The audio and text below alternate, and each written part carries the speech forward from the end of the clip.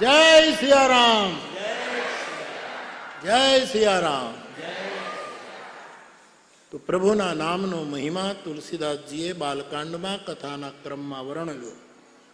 અને પછી તુલસીદાસજી આ કથા કઈ રીતે આગળ વધી એની તારીખો આપે છે, એનો આખો ઇતિહાસ કહે છે. સૌ પ્રથમ આ જે ગ્રંથ સદગ્રંથ છે રામચરિતમાનસ, રામાયણ, એ ભગવાન શિવે રચના કરી. રચના કરી પોતાના હૃદયમાં આ ગ્રંથને રાખ્યો. માનસ એટલે હૃદય. રચી મહેશ નિજ માનસ રાખા, પોતાના માનસમાં રાખ્યો. સમય મળ્યો ત્યારે એમણે પોતાના ધર્મપત્ની પાર્વતીને આ કથા સંભળાવી. પછી સમય આવ્યો, એ જ કથા ભગવાન મહાદેવે કાગભૂસુંડીજીને આપી અને કાગભૂસુંડીજીએ ગરુડને આ કથા સંભળાવી. આખી પરંપરાનું વર્ણન આવ્યું. પછી આ કથા પહેલા તો 2 શિખર ઉપર, કૈલાસ ઉપર શિવ પાર્વતીને કહે, બીજું શિખર નીલગિરી, એમાં ભૂસુંડી ગરુડને કથા કહે. પછી આ કથા આપણું કલ્યાણ કરવા માટે, જેમ હિમાલયમાંથી ગંગા નીચે આવે સપાટ ભૂમિ ઉપર, એમ જાણે ગંગાજી પ્રયાગમાં આવી ગઈ. આ કથા પછી પ્રયાગમાં, તીર્થરાજ પ્રયાગમાં યાજ્ઞવલ્ક મહારાજે ભરદ્વાજજીને કહી. અને પછી તુલસી કહે, આ જ કથા મને સુકર ક્ષેત્રમાં, યુપીમાં મારા ગુરુએ આ કથા મને સંભળાવી. પણ ત્યારે મારું નાદાન ઉંમર, બાળપણ, મારા મનમાં કઈ કથા ઉતરી નહીં. પણ કૃપાલુ ગુરુએ વારંવાર આ કથા મને સંભળાવી. પરિણામે મારા મનમાં વાત બેસી અને પછી મેં નક્કી કર્યું કે ભાષા બદ્ધ કરબ મેં સોઈ, મોરે મન પ્રબોધ જઈ હોય. હું આને ભાષાબદ્ધ એક પ્રબંધ કાવ્યના રૂપમાં આ કથાને આખી ઉતારીશ, મારા મનને બોધ મળે એટલા માટે. આમ રામાયણની 4 પીઠો સ્થપાણી. કૈલાસ, પંડિત રામકિંકરજી મહારાજના શબ્દો છે. કૈલાસ ઉપર જ્ઞાનપીઠ સમાન જ્ઞાન પ્રધાન કથા શંકર પાર્વતીને સંભળાવે છે. નીલગિરી પર્વત ઉપર કથા કાગભૂસુંડીએ શરૂ કરી.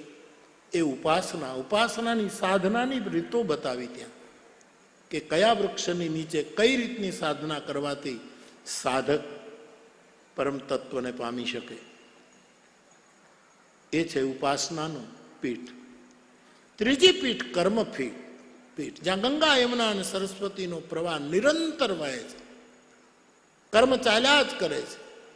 એવી પીઠ ઉપર યાજ્ઞવલ્કજીએ ભરદ્વાજજીને કથા સંભળાવી. અને તુલસી કહે, મારામાં તો જ્ઞાન નથી, ભક્તિ નથી, કર્મનું કોઈ ઠેકાણું નથી, હું તો કેવલ શરણાગતિનો માણસ છું. અને તુલસીદાસજીએ શરણાગતિની પીઠ, દીનતાની પીઠ, પ્રપન્નતાની પીઠ ઉપર બેસી અને આ કથા પોતાના મનને સંભળાવવાની શરૂ કરી. તો તુલસીએ આ કથા આવી રીતે પરંપરામાં આવી. ગોસ્વામીજીએ દીનતાના ઘાટ ઉપરથી શરૂ કરીને આપણને કર્મના ઘાટ ઉપર તુલસીદાસજી લઈ ગયા. ઘણી વખત આપણે શરણાગતનો ખોટો અર્થ કરીએ છીએ. એ શરણાગત એટલે હવે આપણે કંઈ કરવાનું જ નહીં. 108% શરણાગતિ હોય તો કાંઈ કરવાનું નહીં રહે, એ વાત ચોક્કસ અને ચોક્કસ. પણ આપણી શરણાગતિ અખંડ નથી હોતી. આપણી શરણાગતિ ક્યારે ભટકી જાય, ક્યારે તૂટી જાય. એટલા માટે શરણાગતિને નામે પ્રમાદી ન થઈ જવાય, કર્મ કરતા રહેવું જોઈએ. માણસે કાર્ય કરતા જ રહે. તુલસીદાસજીએ શંકરના પુત્રનું નામ બતાવ્યું છે પુરુષાર્થ. કાર્તિકેયનું એક નામ, આધ્યાત્મિક નામ છે પુરુષાર્થ. માણસે પુરુષાર્થ કરવો જ જોઈએ. ને કાર્તિક સ્વામીના 6 મુખ છે. કર્મના 6 પ્રકાર છે. 6 રીતે કર્મ કરે. આ વાત મેં તમને ઘણી વખત કહી છે કે એક વખત યુધિષ્ઠિરે પોતાના ભાઈઓને પૂછ્યું કે ભીમ, આ યુદ્ધ અનિવાર્ય છે અને આપણે લડવું જ પડશે, તો આ તારે એકલા ઉપર આ યુદ્ધ આવી જાય તો તું કેટલા સમયમાં આ યુદ્ધને પૂરું કરી નાખે? ભીમસેને કહ્યું અઠવાડિયામાં પૂરું કરી નાખું, 18 દિવસની જરૂર ન પડે, કારણ કે મારા આખા જ ભીમ કર્મ આપકોદર હું એક અઠવાડિયામાં તો ખલાસ કરી નાખું. પછી ધર્મરાજે નકુલને પૂછ્યું કે આ યુદ્ધ જો તારે જ એકલાએ લડવાનું કેટલા સમયમાં પૂરું કરે? એણે કહ્યું કે 4 દિવસમાં પૂરું કરી નાખું. નકુલને કહ્યું કે તું? એણે કહ્યું કે ભાઈ 3 દિવસમાં. આ ભીમ, નકુલ અને સહદેવે ધર્મરાજને પૂછ્યું કે વડીલ તમે કેટલા દિવસમાં પૂરું કરી નાખો? તો કે 1 દિવસમાં.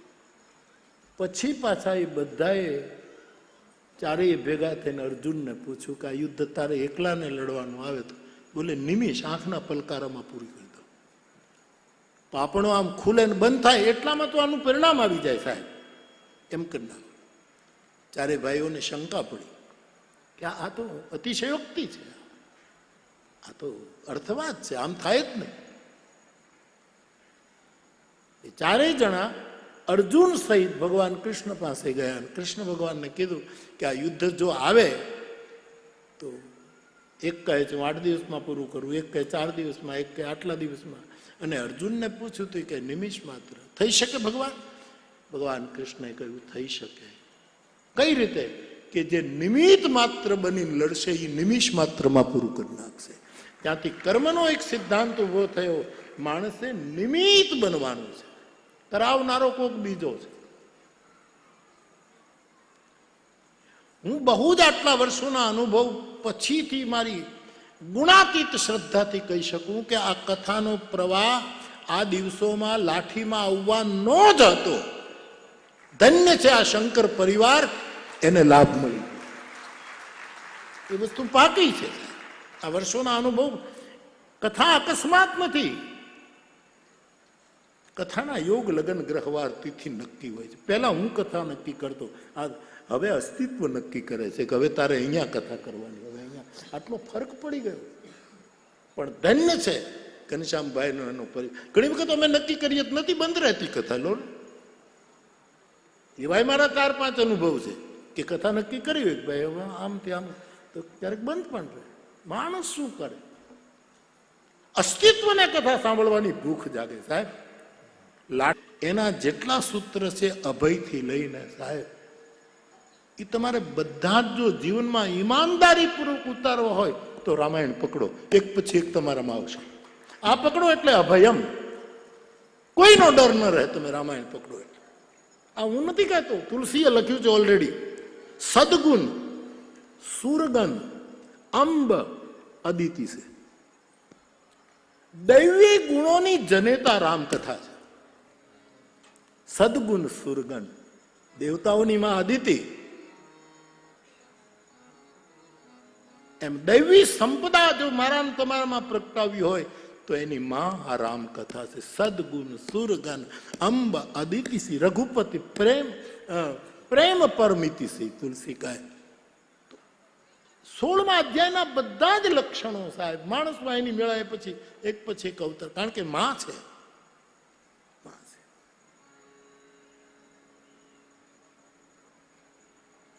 તો માનસ એ એક શું કહું, એટલે જ્યારે કથા આવે છે હવે ત્યારે મને એમ લાગે છે કે આ નિશ્ચિત થયેલી જગ્યા, નિશ્ચિત થયેલો પરિવાર, નિશ્ચિત થયેલા યજમાનો, એની પાસે કથા આવીને ઊભી રહે છે.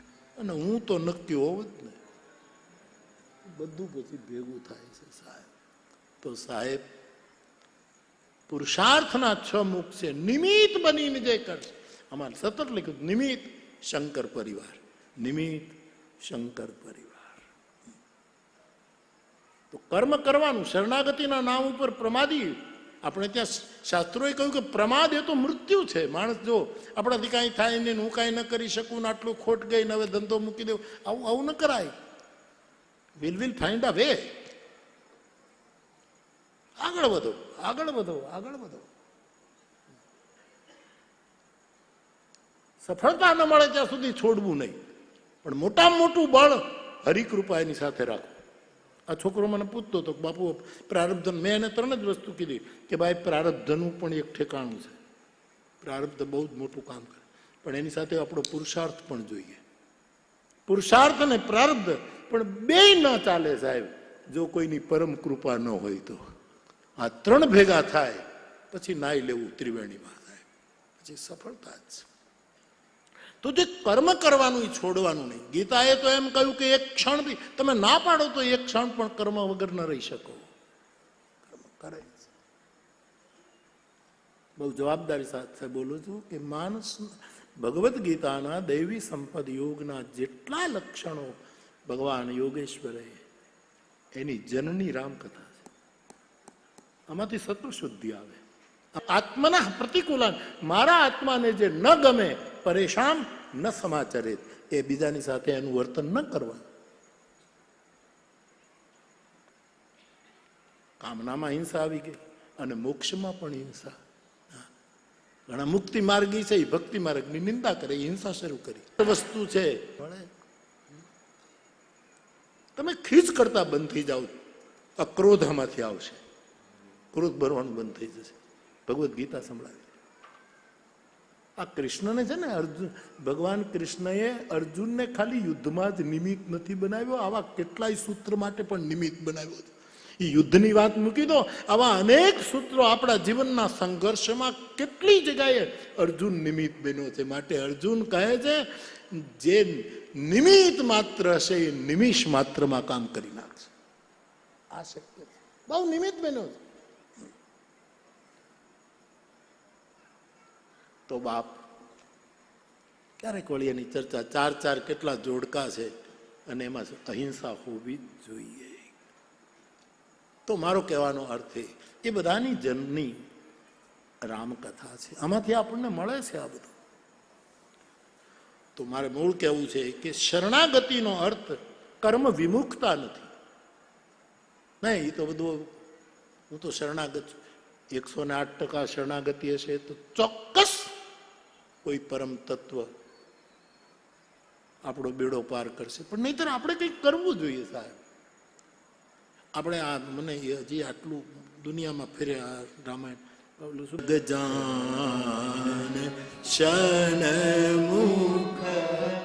જગતને શું જણાવવાનું છે? જગતને પુરુષાર્થ જણાવવાનું છે. શંકરનો દીકરો એ સાક્ષાત પુરુષાર્થ છે અને પુરુષાર્થના 6 મુખ છે. જગજાન શનમુખ જનમ કરમ પ્રતાપ પુરુષાર્થ પેહી હેતુ મેં શિવ કે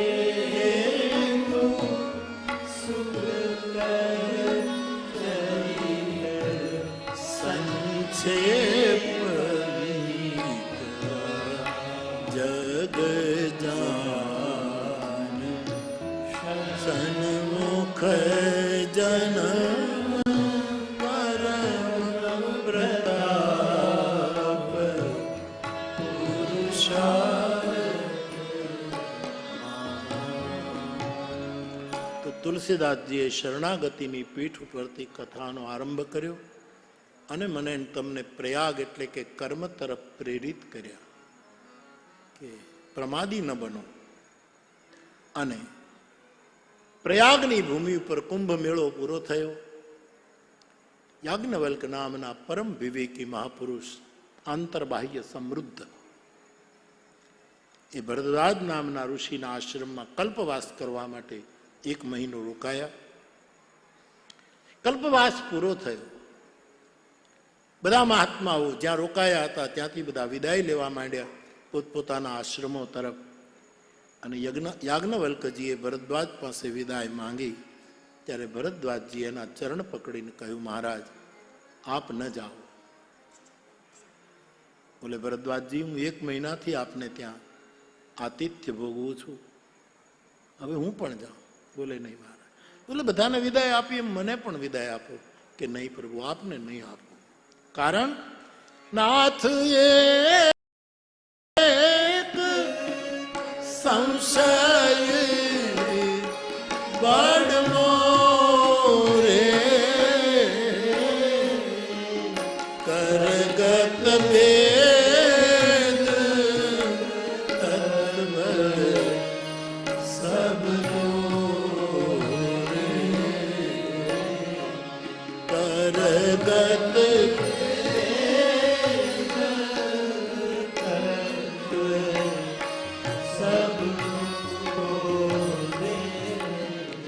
યાજ્ઞવલ્ક પૂછે છે, ભરદ્વાજજી મને રોકવાનું કારણ? બોલે, મહારાજ મારા મનમાં એક બહુ જ મોટો સંશય છે અને આપના હાથમાં હસ્તામલક વેદના તત્વો આપના હાથમાં મુઠ્ઠીમાં છે. તમારા સિવાય મારો વહેમ, મારો ભ્રમ, મારો સંદેહ, મારો સંશય કોઈ નિર્મૂળ નહીં કરે. આટલા કલ્પવાસ મેં ત્રિવેણીના તટ ઉપર કર્યા પણ હજી સંદેહ નથી ગયો. આપ રોકાઓ. યાજ્ઞવલ્કે કહ્યું કે કયો સંદેહ, કઈ શંકા છે આપને? મહારાજ મારે આપની પાસેથી જાણવું છે કે જે રામ નામનો મહિમા સંત પુરાણ અને ઉપનિષદો ગાય, જે રામનું નામ શંકર ભગવાન અવિનાશી હોવા છતાંય, વિનાશી જપે તો સમજાય પણ આ તો અવિનાશી હોવા છતાંય નિરંતર રામ મહામંત્રનો જપ કરે છે, એ રામ તત્વ શું છે આ મને સમજાવો. હા, એક રામ દશરથના પુત્ર હતા, 4 ભાઈઓ હતા. જનકપુરમાં એમના લગ્ન થયેલા. પછી કંઈક એવું બન્યું કે રામને વનમાં જવું પડ્યું. વનયાત્રામાં સીતાજીનું રાવણ અપહરણ કરી ગયો. ભગવાન ક્રોધે ભરાયા, રાવણનું મૃત્યુ થયું. સીતાને લઈને પાછા આવ્યા અને રામરાજ્યની સ્થાપના થઈ. આ રામની તો મને ખબર છે, પણ જે રામનું નામ ઉપનિષદ, સંતો, પુરાણો ગાય અને શિવ અવિનાશી મહાદેવ ભગવાન શિવ નિરંતર રામ મહામંત્રનો જપ કરે, તો એ રામ આ દશરથના પુત્ર છે એ જ કે પછી એ કોઈ બીજા? આ ભ્રાંતિ તોડો, આમાંથી મને બહાર લાવો. શિવ ચરિત્ર એ સપ્તપદી છે તલગાજરડાની દ્રષ્ટિએ. સતીના મનમાં પણ શંકા પડે છે અને શંકાથી લઈને પુનઃ શરણાગતિ, એ 7 સપ્તપદી, એમાં આખું શિવ ચરિત્ર છે. સપ્તપદી છે. આરંભ સંશયથી થાય. ભરદ્વાજજી પણ અહીંથી કરે છે. 7 પડાવ વિતાવવા પડે છે. આમ છે ને, તમે જો આપણે ત્યાં તો 4 જ ફેરા ફરે છે લગ્નમાં, લગભગ આપણે સૌરાષ્ટ્ર કાઠિયાવાડમાં 4 જ. મિત્ર મૂળ તો સપ્તપદી છે ને, જે મૂળ ધારા એ છે સપ્ત. આપણે 4માં બધું પતાવીએ છીએ. ગુજરાતીઓને જલ્દી બધું પતાવવાનું હોય એટલે 4માં પતાવી નાખતા. સપ્તપદી એ આખું શિવ ચરિત્ર ને ઉમા ચરિત્ર સપ્તપદી પર આધારિત છે. એની વ્યાખ્યા કાલે કરીશ આગળ તમારી પાસે સાહેબ. એમાં પહેલું પગલું જો આમ તમે સીધા ફેરા ફરો એમ, પણ જો આમ ઉલટા ફરો તો બધા સૂત્ર ઊંધા પડી જાય, બધું ઉલટું થઈ જાય. આમ સીધા ચડો તો સપ્તપદીના જે મંત્રો છે એ જ થાય, પણ જો ભૂલે ચૂકે આમ અવળા હેલ્યા તો બધા ઊંધા પડી. આમ સપ્તપદીનું પહેલું સૂત્ર છે વહેમ. જ્યાં વિશ્વાસ હતો ત્યાં વહેમ, કારણ કે ઊંધા ફેરા સતીએ ઉલટું પડે. એની કાલે વિગતથી ચર્ચા કરીશું સાહેબ કે આ સપ્તપદી છે. તો બાપ ભરદ્વાજે કહ્યું મને રામ નામ એ તત્વ શું છે આપ કહી દો એટલે હું માની લઉં. બાકી એક રામ તો દશરથજીના પુત્ર ના એ તો બધું અમે જાણીએ છીએ કે બંને એક જ કે પછી બે જુદા, આટલું કહો. આ પ્રશ્ન સાંભળીને ભરદ્વાજજીની સામે યાજ્ઞવલ્ક મુસ્કુરાયા, પ્રસન્નતા ચહેરા ઉપર આવી. તુલસીદાસજીને લખવું પડ્યું, જાગબલિક બોલે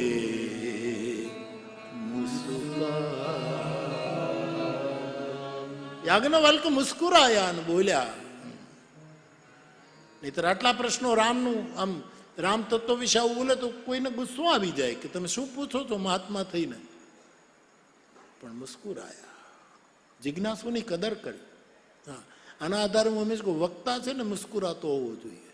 હા, મોઢું ચડાવી નથી, આપણે કઈ ગુના નથી કર્યા એને સાંભળવાના.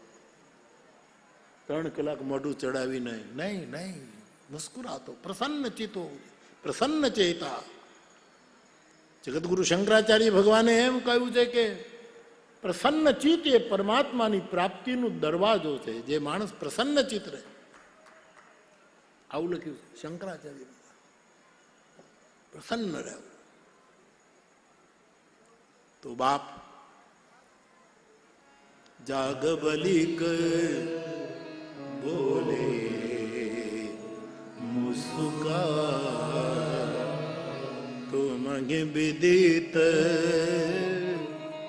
રઘુપતિ પ્રભુ.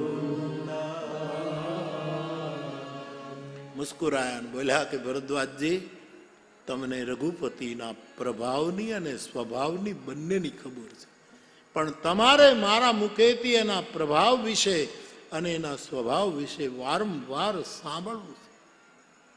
કારણ કે આપણને જે બહુ પ્રિય હોય ને એના વિશે વારંવાર સાંભળવાનું આપણને બહુ ગમે. જનકપુરથી પત્ર લઈને આવ્યા દૂતો દશરથજીને કે તમારા દીકરાએ ધનુષ તોડ્યું, હવે નક્કી થઈ ગયું છે લગન, તમે જાન જોડીને આવો. અને એ પત્ર દશરથજીના હાથમાં આવ્યો. દશરથજી એમ પૂછે છે, તમે મારા રામને કઈ રીતે ઓળખ્યો?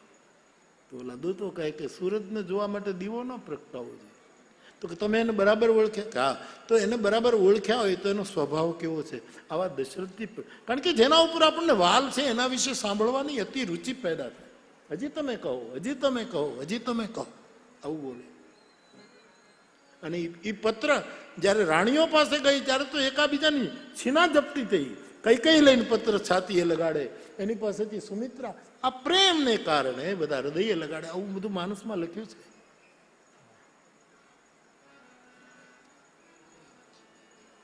જાગબલિક બોલે મુસ્કા. તમને રામની પ્રભુતાનો ખ્યાલ છે, તમે મારા પાસે આવું ન જાણવાનું નાટક કરીને રામના ગૂઢ રહસ્યો જાણવા માંગો છો, માટે મને આનંદ થાય છે. તમારા જેવો શ્રોતા મળે તો હું જરૂર કથા કહીશ. અને જવાનો પ્રોગ્રામ બંધ કરીને યાજ્ઞવલ્ક બેસી ગયા અને ભરદ્વાજજીની સામે કથાનો આરંભ કર્યો. તુલસી કહે છે, ભરદ્વાજજી, આપે મને રામ વિશે પૂછ્યું, પણ રામ તત્વને સમજવા માટે પહેલા તમારે શંકરની કથા સાંભળવી પડશે. જે માણસ શિવને નહીં ભજે, શિવની આલોચના કરશે. શિવ તો હે દ્વાર રામ મંદિરનું. રામના ગર્ભગૃહમાં જવું હોય તો શિવને જાણ્યા વગર નહીં જવાય. માટે પહેલા હું તમને શિવ ચરિત્ર ને પછી શંકર ભગવાનનું ચરિત્ર માનસમાં જરા સંક્ષેપમાં કહી રહ્યો છું, પણ આ પૂરેપૂરો ક્રમ આ છે. શિવ ચરિત્રનો આરંભ કરે છે. હે ભરદ્વાજજી, ત્રેતાયુગ તો દર ચતુર્યુગીમાં આવે. દરેક ચતુર્યુગીમાં ત્રેતાયુગ આવે ને એમાં રામનો જન્મ થાય. મુખ્ય મુખ્ય લીલાઓ એ જ રહે, બાકી લીલાઓ બદલી જાય. એવો એક ત્રેતાયુગ એવો આવ્યો ભરદ્વાજજી કે એ ત્રેતાયુગમાં ભગવાન શંકર પોતાની ધર્મપત્ની સતીને લઈને કુંભજ ઋષિના આશ્રમમાં કથા સાંભળવા ગયા. આ શંકર ચરિત્રનો આરંભ તુલસીદાસજી આ રીતે કર્યો. માટે